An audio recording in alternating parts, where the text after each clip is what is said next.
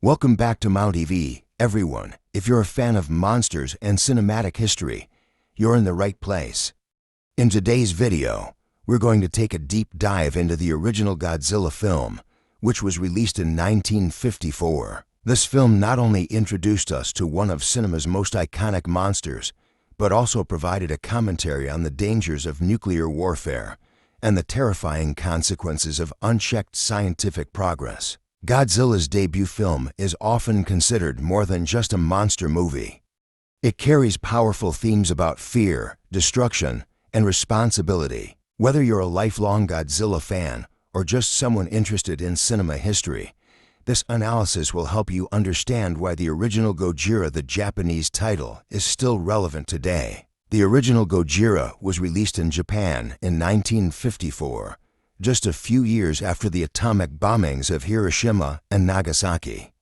The country was still recovering from the devastation of World War II, and the film's dark tone reflected the national trauma and collective anxiety of the time. The film was created during a period of intense reflection about the atomic bomb's impact on Japan, and Godzilla came to represent the terrifying, uncontrollable force of nuclear weapons. While Godzilla as a monster might seem like pure fiction, his creation was deeply rooted in Japan's fear of what nuclear technology could unleash. The character of Godzilla is not just a monster. He is a symbol of the destructive power of nuclear bombs. The monster's appearance in Tokyo and its rampage through the city is not unlike the devastation caused by the atomic bombings. It shows the aftermath of the bombings, the sudden and unexplainable terror, and the helplessness of the people caught in the destruction. One of the most compelling aspects of the original Gojira film is its strong character development, which makes the narrative more than just a story about a giant monster. At the heart of the film is Dr. Serizawa, a brilliant but conflicted scientist who creates the oxygen destroyer, a weapon capable of destroying Godzilla. Dr. Serizawa's moral dilemma throughout the film is a key focus. He is fully aware of the consequences of his invention. The oxygen destroyer, much like nuclear weapons, holds the power to end lives on an unprecedented scale. The character of Dr. Serizawa embodies the struggle faced by scientists and the world in the post-World War II era, the choice to wield powerful technology, knowing it could lead to destruction. There's also the emotional weight of human survival. The residents of Tokyo, especially the protagonist, Emiko, and her lover, Ogata, fight to survive Godzilla's rampage while grappling with the larger implications of the monster's arrival. The film shows how individuals must confront their own personal fears while dealing with the monster's forces that they cannot control. Beyond the literal monster, Godzilla represents the fear of scientific advancement and the unforeseen consequences of human hubris.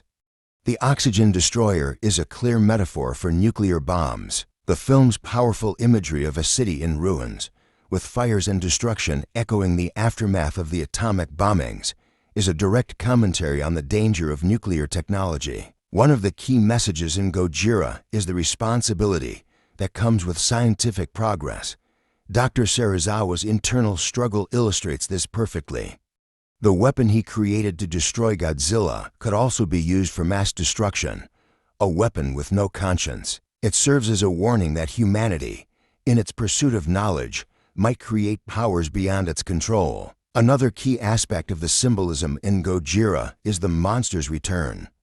Godzilla's rise from the ocean is symbolic of the bombings. It's as if the monster is a manifestation of the consequences of war and the atomic age. The monster doesn't just symbolize destruction, it also represents nature's retaliation against the harm done by human beings. The impact of Gojira went far beyond Japan. The film's success led to the creation of multiple sequels, spin-offs, and adaptations.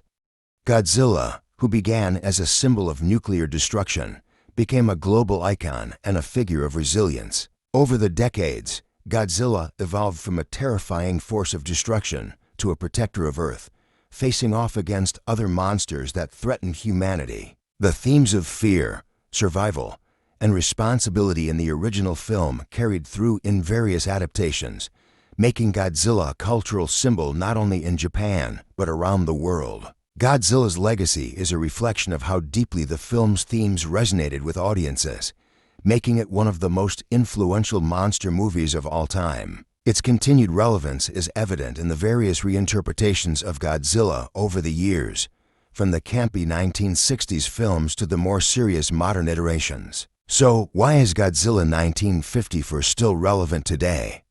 The film's themes about the dangers of unchecked scientific progress, the trauma of war, and the consequences of nuclear technology are just as pertinent in the 21st century as they were in the 1950s. Godzilla serves as a constant reminder of the destructive forces humanity is capable of unleashing, but also of the importance of responsibility and foresight. As we've seen through the decades, Godzilla is more than just a giant monster movie.